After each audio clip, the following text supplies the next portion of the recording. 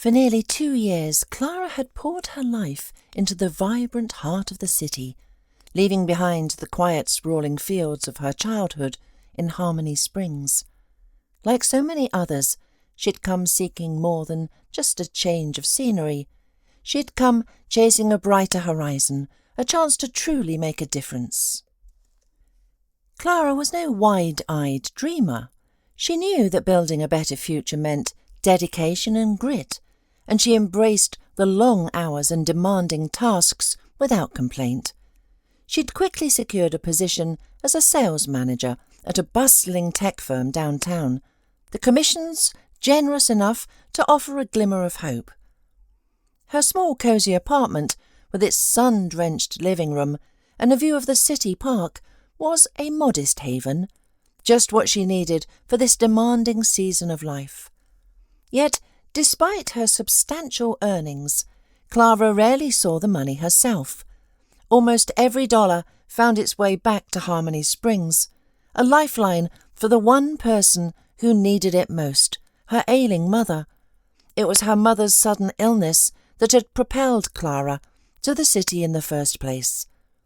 After a severe stroke, her mother required a host of specialized medications and therapies, far beyond what their small-town clinic could provide. The complimentary subscriptions were merely a drop in the ocean of what was truly needed. What could Clara, a humble administrative assistant, have offered then? Nothing. But from the city she could send aid, real tangible help. Her heart ached with worry for her mother, yet a quiet reassurance settled within her, knowing that her mother wasn't truly alone. Her younger sister Daisy, 5 years Clara's junior, was there. Growing up, Daisy had always been their mother's darling, the one who could do no wrong.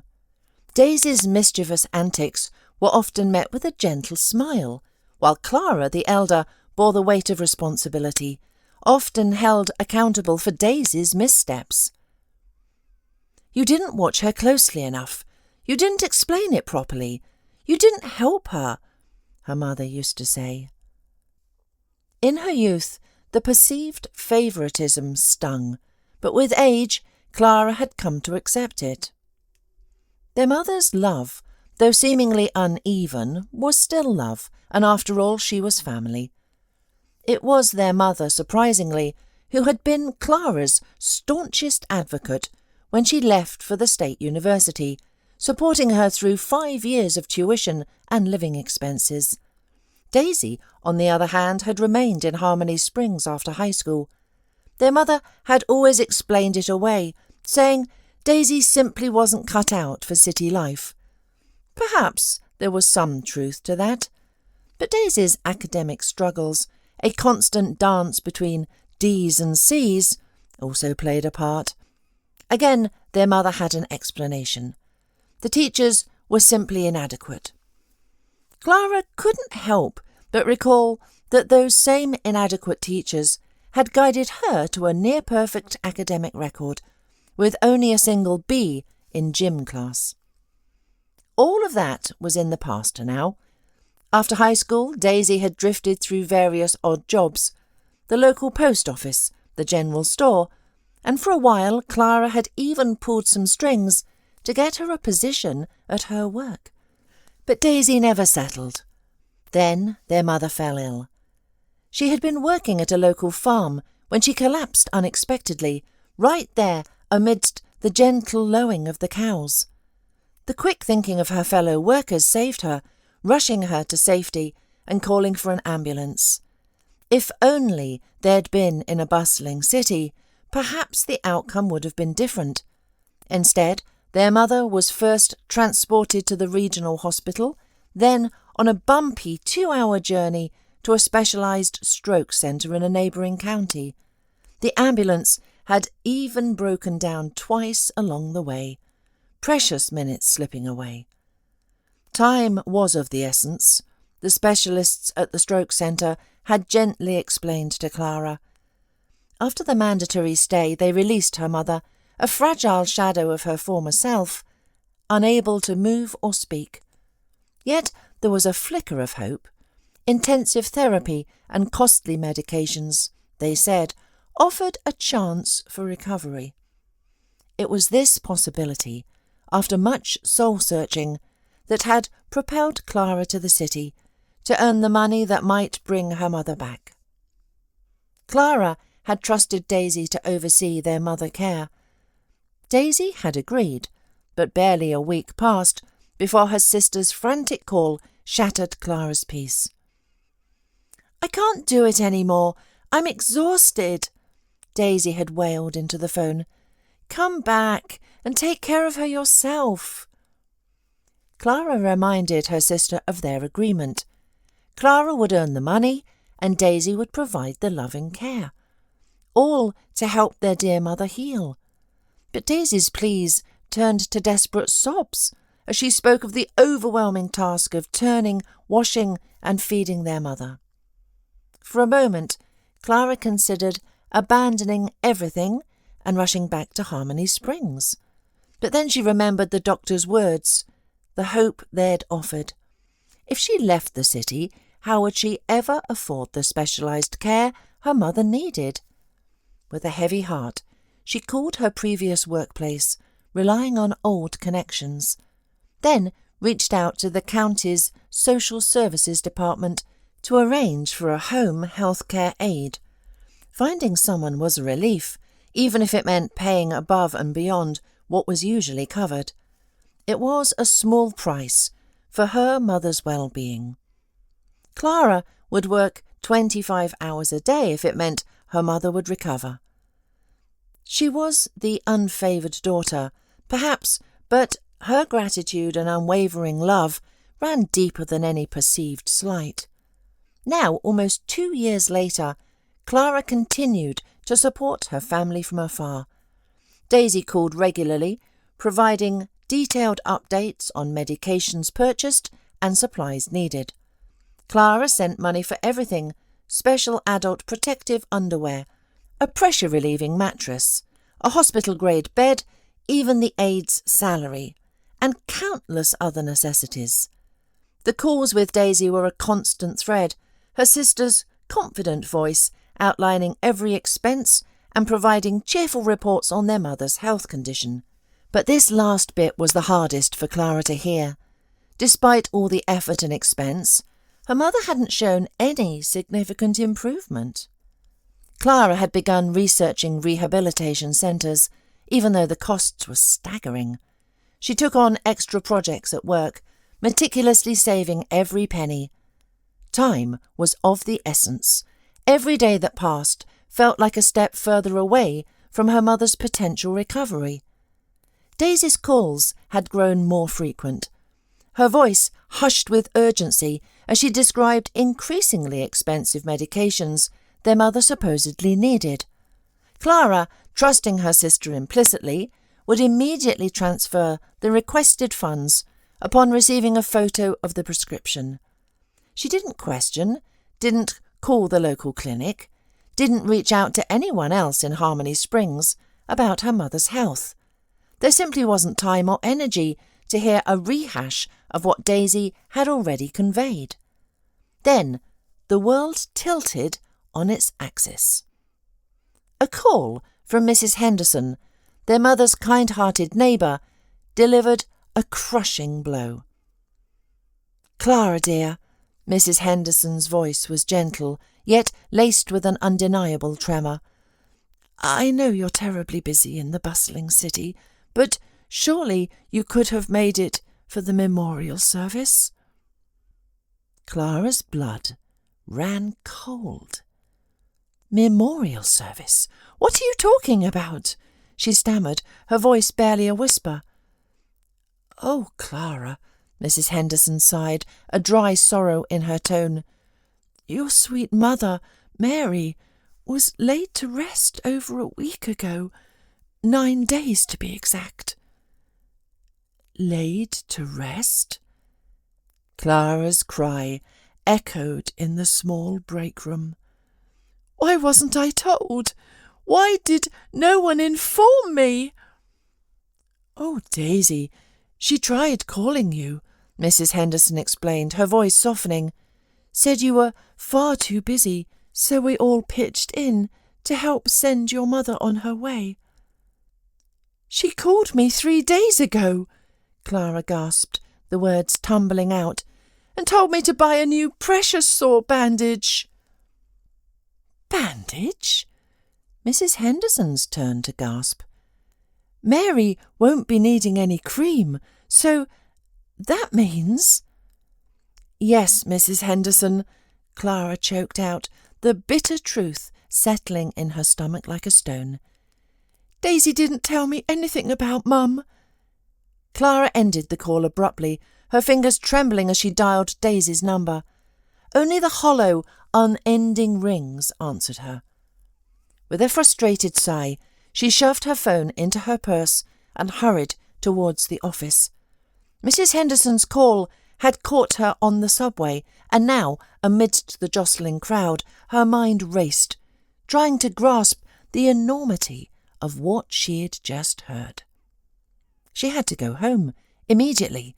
She needed to confront Daisy, to understand this unthinkable betrayal. And she needed to visit her mother's grave, to finally say goodbye. The thought that she hadn't been there for her mother's final farewell squeezed her heart, bringing tears stinging to her eyes. The moment she stepped into the bustling office, Clara marched straight to her boss's door. "Mr. Thompson, I need to take some time off, immediately, even if it's unpaid leave," she announced, her voice strained. Mr. Thompson, a man known for his sharp suits and even sharper attitude to people, raised an eyebrow, a faint smirk playing on his lips. "Time off? Clara, everyone wants time off, but we have our quarterly reports due." "I understand, but these are personal circumstances." Clara's voice wavered, but she pushed on. "My mother passed away, and I couldn't even be there for her funeral." "My condolences," Mr. Thompson replied, his tone clipped and devoid of true warmth. "But, as I understand it, the services have already taken place. Complete your report, and then you can take a couple of weeks." "I can't wait that long, Mr. Thompson. Please understand, I need to go there now. There's so much I need to figure out." "I've made myself clear, Clara," he stated, turning back to his computer. "Mr. Thompson, I've worked tirelessly for you for 2 years, through weekends, through holidays. I just need a week." "Clara, you are not listening." His voice hardened. "We have a report to finalise. Get back to your desk." "No," Clara retorted, a fierce determination rising within her. "I'm demanding leave, or I'll leave anyway." "Demanding?" Mr. Thompson chuckled, a patronising sound. "Miss Reed, aren't you being a bit presumptuous? Who do you think you are, making demands here?" "I'm a person, not a machine, and I have personal emergencies too," Clara blurted out, her voice echoing in the quiet office. She spun on her heel and stormed out of his office. Her boss's furious shouts of "You're fired!" followed her, and curious stares from her colleagues trailed her as she practically ran for the exit. On her hurried escape, Clara realised she was a week overdue on her rent. As if on cue, her landlady's call came through, demanding immediate payment. Clara tried to explain, but the landlady was unmoved. "Fine, to hell with you all!" Clara yelled into the phone, her voice thick with frustration. "If your things aren't out of that apartment by tonight, I'm throwing them on the curb," the landlady shrieked back. Before Clara could even put her phone away, a call came from HR, informing her that her final paycheck would be processed within the day. Clara knew then her life in this city came to an abrupt, unexpected end. Yet strangely, the loss of her job and apartment didn't sting as much as the agonizing thoughts of her mother, and more disturbingly, her sister.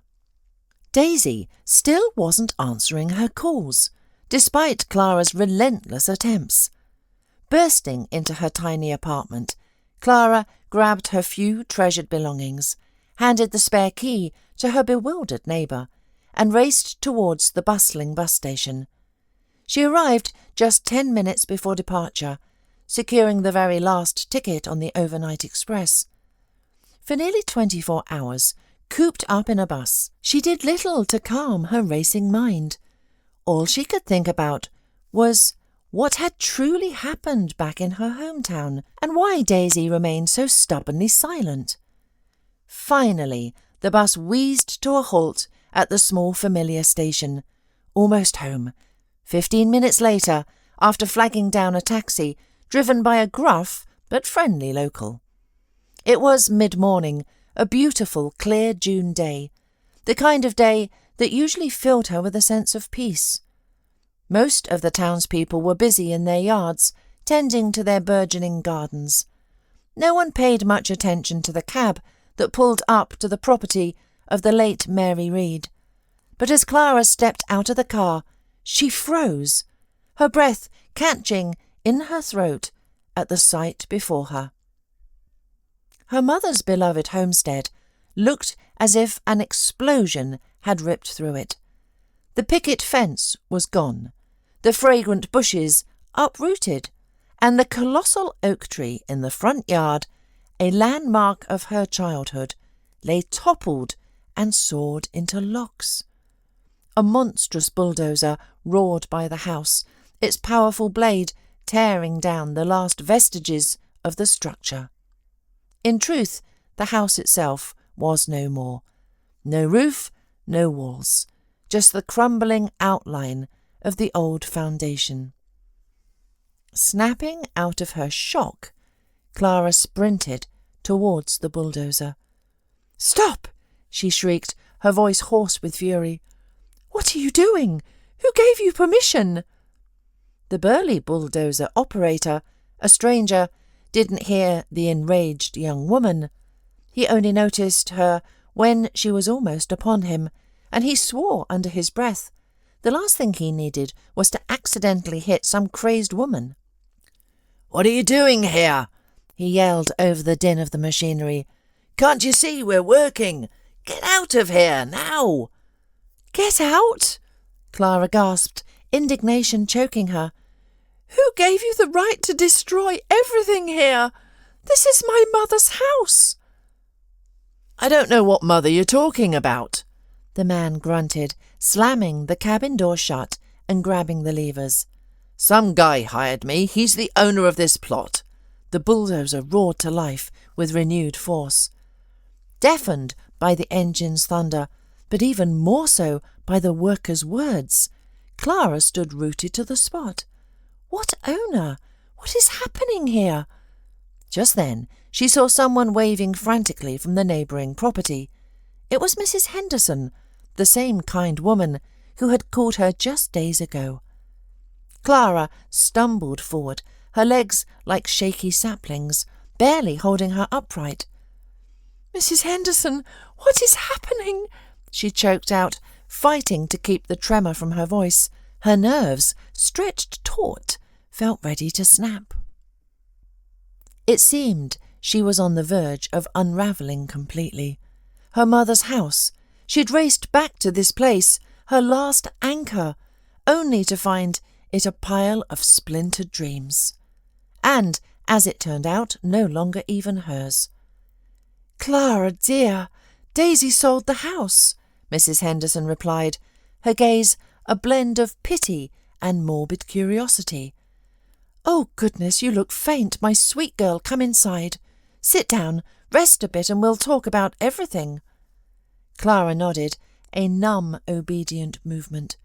She stepped carefully over a jagged shard of what used to be her mother's fence, and found herself on Mrs. Henderson's perfectly manicured lawn. The older woman wrapped a comforting arm around her shoulders and gently guided her into the cosy, sun-drenched cottage. There, with the warmth of herbal tea seeping into her chilled hands, Clara slowly began to calm, though the unsettling revelations kept coming. As Mrs. Henderson spoke, a chilling report of Daisy's deception emerged. Daisy, it seemed, had spun a convincing tale for everyone in Harmony Springs. Clara had simply abandoned their helpless mother, leaving all the burdens to her.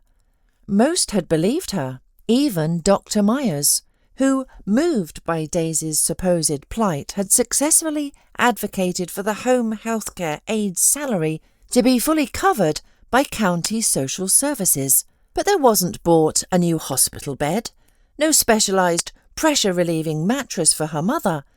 The only medications Mary had received were those paltry few provided free of charge by the local clinic.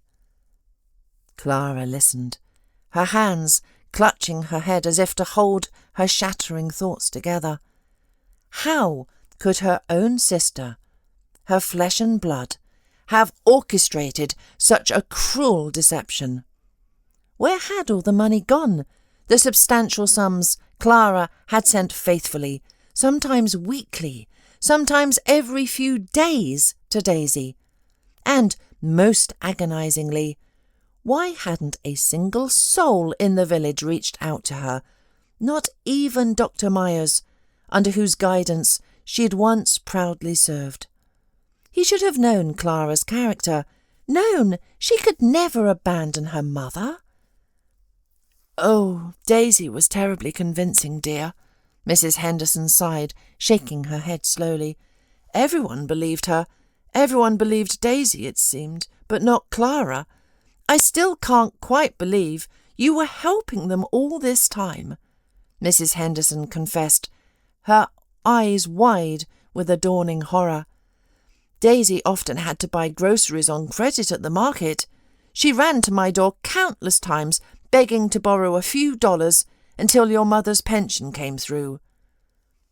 "How could she?" Clara cried out, throwing her hands up in utter despair, the teacup clattering on its saucer. Then a sudden desperate thought pierced through her anguish. She pulled out her phone, opened her banking app, and showed Mrs. Henderson the long list of financial transactions spanning the last several months. There it was, stark and undeniable, the precise dates and generous amounts Clara had transferred to Daisy. Mrs. Henderson's jaw dropped, her eyes widening in disbelief. She simply couldn't fathom that her young neighbour, who had appeared so vulnerable and overwhelmed, had been spinning such an elaborate web of lies. "My word, she looked like such a poor, suffering lamb," Mrs. Henderson murmured, shaking her head. "Everyone felt such pity for her. Even Anna, the sweet aide who worked with Mary, did so much extra, going above and beyond. She'd come in on weekends and even rushed over late at night sometimes. She truly worried for Mary and Daisy. The shameless girl! How much money, dear, did she end up taking from you?" "So much," Clara sighed, a hollow ache settling deep in her chest. "But there's no point in counting it now." "No point?" Mrs. Henderson exclaimed, her gentle nature momentarily overtaken by a surge of indignation. "Demand it back! Take her to court!" "It's all just mud now. I don't want that kind of fight," Clara replied, shaking her head, the exhaustion weighing heavily on her. "Mrs. Henderson, what I'm truly wondering is this. How did Daisy manage to sell Mum's house? There are specific legal steps. And she wasn't the only heir. It feels wrong to even ask, but I have to know." "There's nothing wrong with asking, dear. You're absolutely right to question it," Mrs. Henderson affirmed, her hand resting gently on Clara's arm. "It seems Daisy, despite appearing so simple, was cunning in her own way. She brought a notary to Mary's bedside about 6 months ago, Your mother had a brief period of lucidity then, could even move her hand a little. Daisy was quite proud of it at the time. That's when she had a deed of gift prepared, transferring the house completely into her own name, and Mary signed everything." "How could Mum have done that?" Clara whispered, a fresh wave of grief and betrayal washing over her. "Daisy must have constantly whispered in her ear that you'd abandoned them, dear," Mrs. Henderson theorised, her eyes downcast. "So Mary, confused and vulnerable, signed everything over to the one who was always right there by her side. And honestly, Mary was a wonderful woman.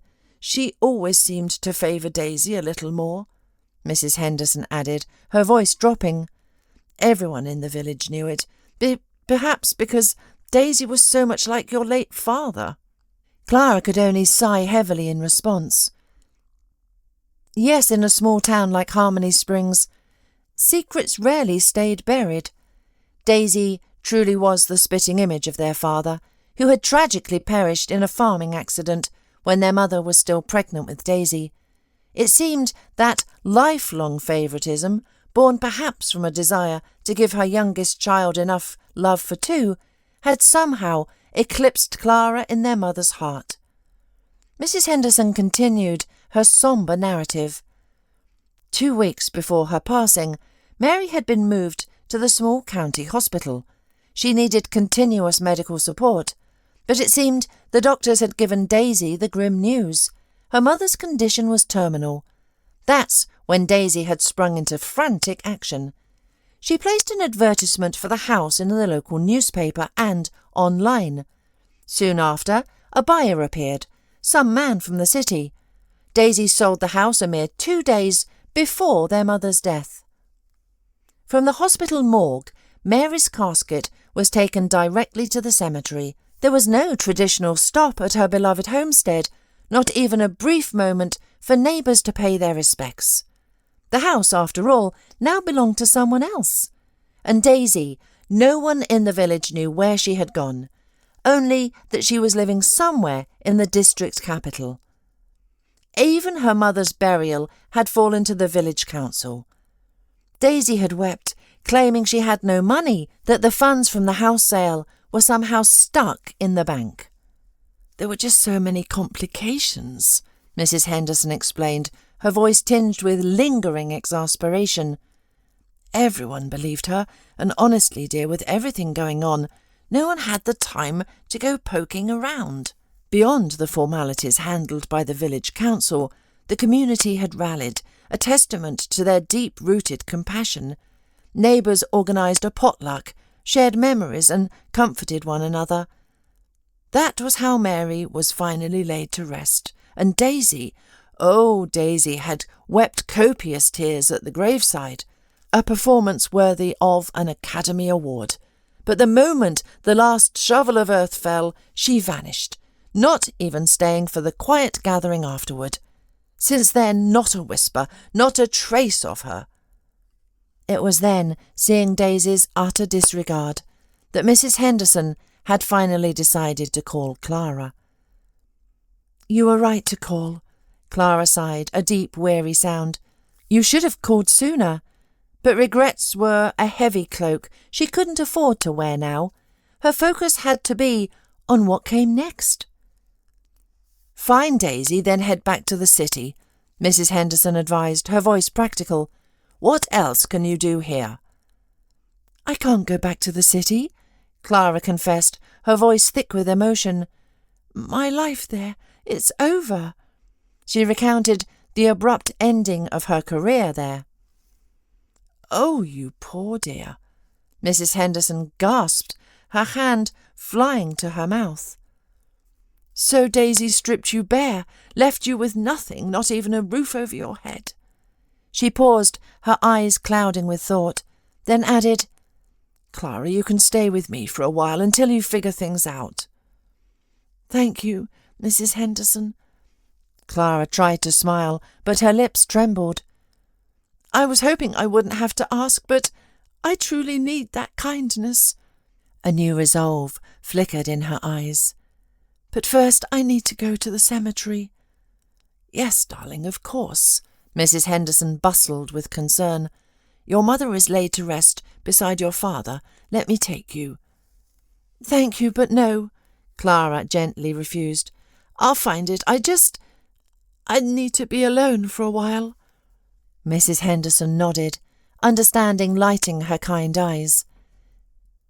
Clara stepped out into the crisp afternoon air, pointedly avoiding the jarring sight of the bulldozer still roaring in the distance, levelling what used to be her mother's home. A familiar ache squeezed her heart. She remembered the house, the vibrant garden, the rows of vegetables her mother had tended with such care. Oh, how good it was there! Simple, yes, but filled with warmth and comfort, every corner infused with love. And now, nothing. Clara walked through the village, lost in her thoughts, oblivious to the murmurs and disapproving glances from the townsfolk, who saw only the prodigal daughter, finally returned. No one yet knew the truth, the depth of the deception. Along the quiet lanes, she dialed Daisy's number repeatedly, each attempt met with the same mocking, elongated ring. And then, as she walked past the last houses, nearing the solitude of the cemetery, Daisy's voice, shockingly carefree and cheerful, answered. "Well, hello there, little sister," Daisy chirped, her tone utterly devoid of concern. "Hello," Clara replied, her voice flat, devoid of emotion. "Where are you? And why didn't you tell me about Mum?" "Oh, I got so swamped," Daisy said, a dismissive wave in her voice. "And besides, I thought, why would you want to rush all the way to our little backwater? You wouldn't have made it in time for the funeral anyway." "So, you decided everything for me?" Clara's anger simmered, threatening to boil over. "And Mum's house. You decided to take that for yourself too?" The words tumbled out, sharp and accusatory. "And the money I sent for Mum, where is it? Why am I hearing from the neighbours that Mum didn't even have the most basic necessities?" "Oh, those neighbours will spread all sorts of nasty gossip," Daisy retorted, her voice suddenly sharp, a defensive edge creeping in. "Everything went to Mum, I swear." "Daisy, you're lying. The aid's salary? For one. It turns out she was laid to rest by social services all along." "So how was I supposed to live?" Daisy shrieked, her voice rising in pitch. You abandoned a sick mother, and I had to watch over her day and night. That was my compensation. You abandoned Mum, and now you're demanding something." "I abandoned her? Daisy, have some decency. I denied myself everything, sent every spare penny, hoping Mum was getting good medication, that she lacked nothing. And you were taking advantage of her. You stole from me, and then you sold her house." "And you prove it," Daisy scoffed, a chilling coldness in her voice. "You sent the money yourself without specifying what it was for. And the house? Mum herself decided. She gave it to me because I didn't abandon her, unlike you." With that, Daisy hung up. Clara couldn't reach her again. Her sister had no doubt blocked her number. Tears of raw hurt welled in her eyes, stinging and hot. At the cemetery, Clara finally let the sobs rack her body. She fell to her knees before the fresh mound of earth, the grief overwhelming her, burning away the anger. How could this be? How could her own sister be so cruel, so deceitful? She cried, her voice echoing in the quiet stillness, begging her mother's forgiveness. For what? For not being there in her final moments. And then, through her tears, she whispered, "Mama, I hope you're up in heaven now. I hope you see everything and you know." She adjusted the wilting flowers on the grave, lost in her sorrow. She didn't know how long she knelt there, until a gentle male voice startled her. "Miss, are you all right?" She turned, wiping her eyes. A young man, tall and poised, in an expensive suit, stood nearby. Clara shook her head. "Yes, thank you, I'm fine." "Someone recently passed away here, I presume?" he guessed, looking at the grave. "My mother?" "My condolences. But you know, you've been here for a while. I arrived and you were sitting here. I'm leaving and you're still here. The sun's setting soon. It's getting cold. You'll catch a chill." "Yes, you're right," Clara murmured, rising slowly. "Are you heading back to the village?" he asked, a kind smile gracing his lips. "I can give you a ride. I have my car." "Oh, it's only a 10-minute walk." "Well, it's quicker by car," he chuckled. "My name's Andrew, by the way." "You're not from around here, are you?" Clara guessed. "I will be soon," Andrew replied, a wry grin. "Just moved here from the city. I was in the district centre on business earlier and decided to stop by the cemetery. My ancestors are buried here somewhere, but I couldn't find the plot. The markers must have faded over the years." He paused, a thoughtful look on his face. "My parents and I lived in the city my whole life, but my grandfather was from these parts, and it's all gone now," Andrew said, a touch of sadness in his smile. "No trace of the house. But I grew tired of the city life, decided to return to my ancestral home." As they chatted, they walked to his sleek blue car and drove towards the village. "Where can I drop you?" Andrew asked. "Main Street," Clara replied, then hesitated, feeling a sudden shyness. "You can just stop here. I can walk the rest of the way." "I'm heading there too. We'll ride together," he smiled, a comfortable warmth in his tone. "I was going to check on the progress of my construction." "Construction," Clara echoed, and then a chilling realization struck her. "Wait, you bought my mother's house and tore it down?" she asked, her voice laced with sudden fury. "Main Street, number 42. "I don't understand," Andrew said, a flicker of genuine surprise on his face. "Yes, I bought the house and the lot at that address. Everything was perfectly legal. I can do what I wish with my property now. What's your complaint?" "No complaint," Clara snapped, her voice trembling with barely contained fury. "Just stop the car." Andrew shrugged, a faint crease of confusion on his brow, but complied, pulling the sleek vehicle to the side of the road. Clara strode the rest of the way to Mrs. Henderson's house, her mind churning with a mix of indignation and a painful sense of injustice toward this new acquaintance. Intellectually, she knew Andrew was within his rights, but it still stung, a raw, aching wound, to see the man who had ordered the destruction of the home so precious to her heart. As Clara approached Mrs. Henderson's cottage, Andrew's car was already parked near what used to be her mother's yard. Andrew himself was issuing commands to a small crew of workers. Clara sighed, a heavy, defeated sound, and stepped onto Mrs. Henderson's inviting porch. Inside, Mr. Myers was waiting, his kind face etched with concern. He immediately pulled Clara into a warm fatherly embrace, murmuring apologies for ever having doubted her. Mrs. Henderson, a true village matriarch, had wasted no time spreading the truth of Daisy's cruel deceit to everyone she could reach. "I would never have believed it," Mr. Myers sighed, shaking his head. "She seemed like such a simple, innocent girl. Oh, Daisy." "And I wouldn't have believed it either, but here we are," Clara said, a bitter laugh escaping her lips. "Thanks to my sister, I'm essentially homeless now, and without a penny to my name."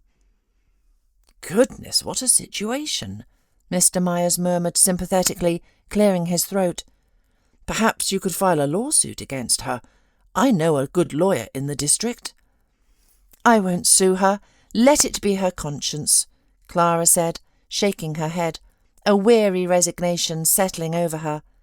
Then her eyes met the man's, a flicker of hope in their depths. "Mr. Myers, perhaps could you help me find work? Is there any chance of getting my old position back?" "Clara, my dear, I would in a heartbeat, but your old position is filled," Mr. Myers explained, spreading his hands apologetically. He paused, lost in thought for a moment, then his face brightened.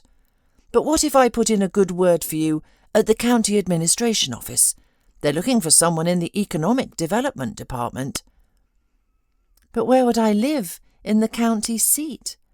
I certainly don't have money for rent right now," Clara worried aloud.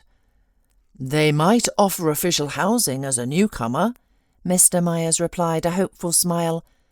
"All right, I'll go to the administration office tomorrow and speak with the county executive myself." "Thank you, Mr. Myers," Clara said, a genuine smile finally touching her lips. "Yes, I agree. If it works out, I'll be endlessly grateful." "Nonsense," the man waved his hand dismissively. "Good people deserve a hand up." A few days later, Clara had indeed moved to the county seat. She was given both a comfortable apartment and a promising new job. Slowly, steadily, her life began to mend. The sharp edges of pain began to dull, and she tried not to think of Daisy, as if her sister had simply ceased to exist. Yet she found herself encountering Andrew quite often.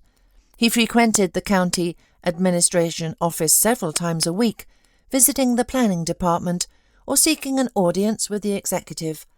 Clara learned that Andrew planned to develop a boutique resort and nature preserve in Harmony Springs, and was seeking various permits and grants for the project. Although he had done nothing directly to her, his presence initially grated on her nerves. Clara couldn't help but see Andrew as an arrogant opportunist, always looking to gain an extra penny. But soon her perception began to shift. One afternoon, Andrew walked into Clara's office, an enormous bouquet of creamy white roses in his hands. "Clara, hello," he said softly, a hesitant note in his voice. "I came to apologise." "For what?" Clara asked, her voice deliberately cool, her eyes still fixed on her reports. "The locals, they told me everything," he admitted, his gaze earnest. "I understand now how incredibly painful it must have been for you to see what you saw at your late mother's property. Believe me, I had no idea the situation was so complicated. Please forgive me for the unintentional pain I caused you." You had nothing to do with it," Clara replied, her voice softening, the pretense of the strict, unapproachable official falling away. "And please, forgive me too. I snapped at you for no reason." "Well, it seems we've made our peace then," Andrew said, a warm smile spreading across his face as he extended the roses. "Clara, I heard about a wonderful little cafe downtown. I'd like to invite you there. Could I meet you after work?" He paused, meeting her gaze. "We could just sit, talk, get to know each other." Clara looked at Andrew thoughtfully. He wasn't a bad person at all. Why had she bristled at the sight like a startled cat? She accepted his invitation, and that evening they found themselves sharing stories over steaming mugs of coffee. Several more such meetings followed, each one deepening their connection.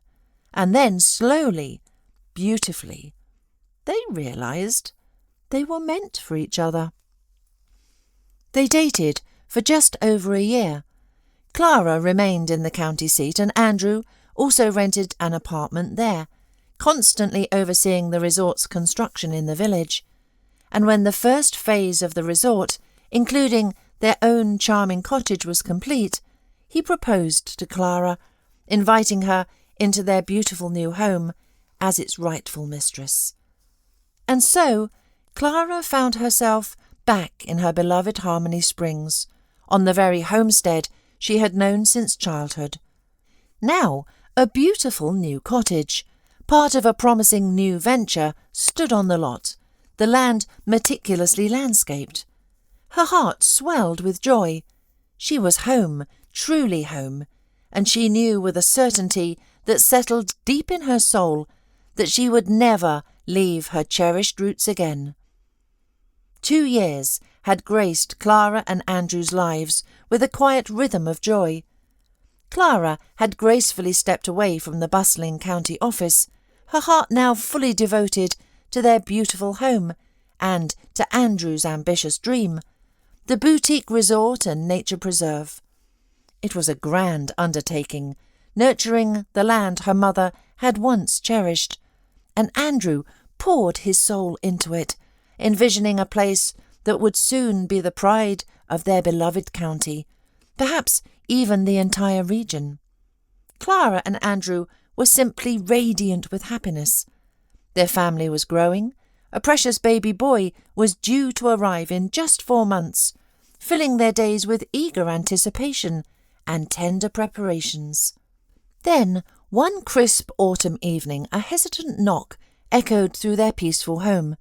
Clara was just setting the dinner table, the comforting scent of a hearty meal filling the air, while Andrew, having returned from his day in the preserve, was unwinding in the living room. "Clara, love, I'll get it," he called out, his voice warm and easy, as he headed to the entryway. Standing there was a young woman he didn't quite place, a small, weary-looking girl of about 2, clinging to her leg. "Can I help you?" Andrew asked, a flicker of recognition nagging at him. Before he could puzzle it out, Clara appeared from the kitchen, her eyes widening in disbelief. "Daisy?" Andrew's heart sank as he understood. This was that sister, the one who had woven such a tangled web of deceit around his dearest Clara. He had seen her briefly during the property sale and in the faded photograph Clara kept. "Sister, will you let me in?" Daisy's voice was thin and needy, laced with a plea that tugged at Clara's heartstrings. "I came back to our hometown. Somebody told me you were living here. This is Lily." "Well, come in," Clara managed, a mix of confusion and weary resignation in her tone. She glanced at Andrew, offering a slight, almost imperceptible shrug. "What can I do? She's family, after all." Dinner that evening was a quiet affair, heavy with unspoken questions. Little Lily, sweet and exhausted, was already asleep on the living-room sofa, too worn out even to eat. After the meal, a difficult, hushed conversation unfolded between Daisy and Clara. Daisy, tears welling in her eyes, poured out a torrent of apologies, painting a tragic picture of her own undoing. After selling their mother's home, she had gambled everything on a new life down south. She had rented a grand house and, for a time, lived a life of frivolous indulgence, blissfully spending the money Clara had painstakingly sent for their mother's care. She'd met a charming man, a seemingly respectable gentleman, and dreamed of building a life with him. But this man, as it turned out, was nothing but a cruel illusion, a con artist. He had systematically drained every penny from Daisy, then vanished without a trace, leaving her utterly alone and significantly pregnant. Daisy explained that when Lily was born, she'd wanted to leave the baby at the hospital, but simply couldn't.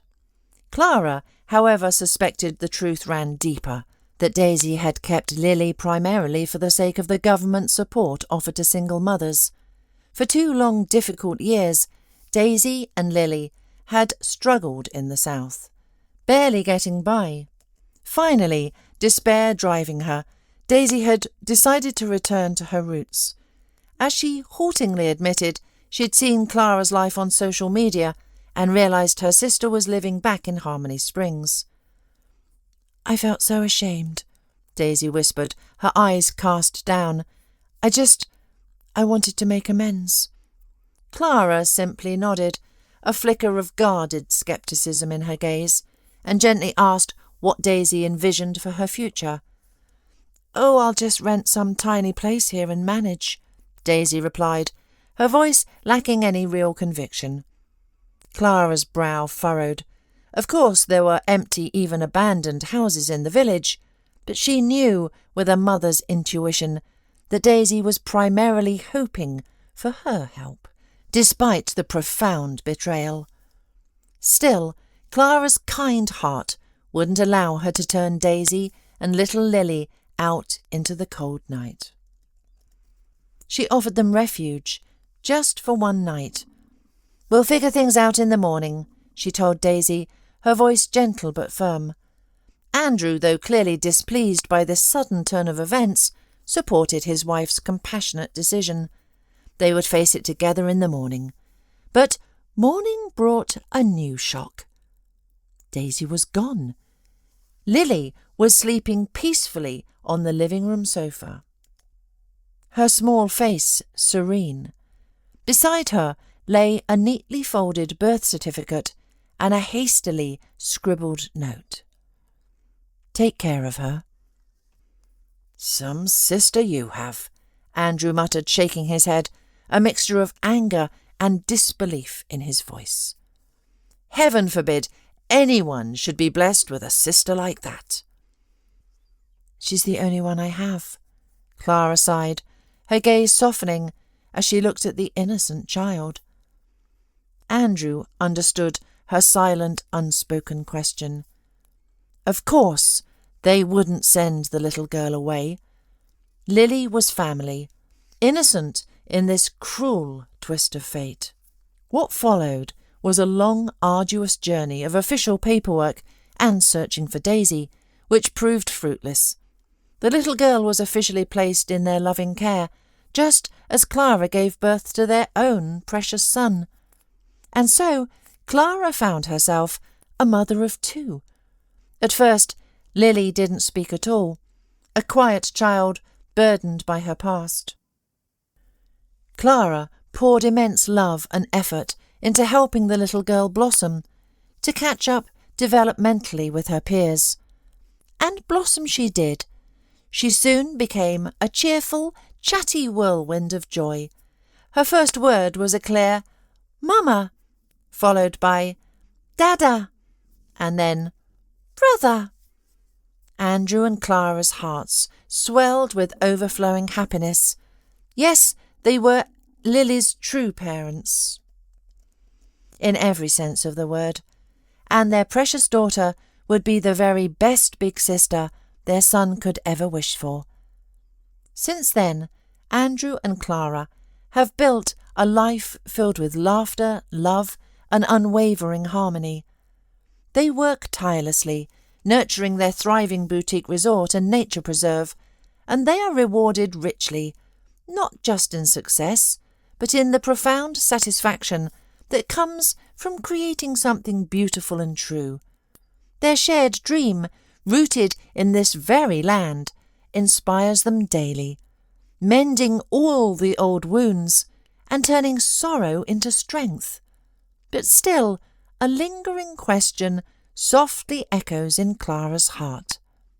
What will happen if one day Daisy knocks on their door again?